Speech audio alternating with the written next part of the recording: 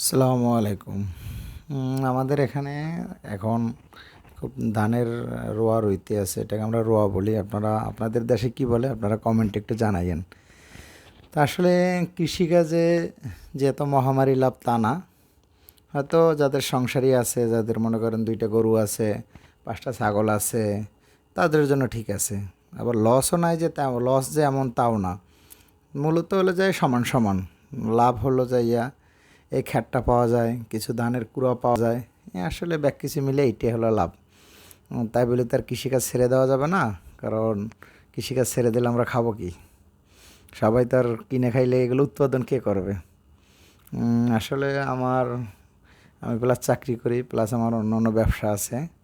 এই কারণে আমি আসলে এগুলোর কাজ না। তারপর এগুলো আমার নারীর টানে করতে হয়। আমার কাছে খুব ভাল লাগে এই কাজগুলো।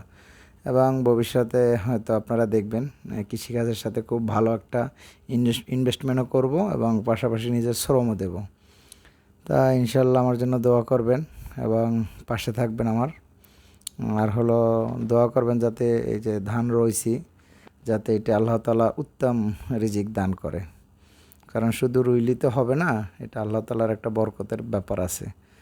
যাতে উত্তম রিজিক দেয়, জানি সুন্দর মতো ফসল ধরে এবং ফসল যেন সুন্দর মতো ঘরে উঠাতে পারি।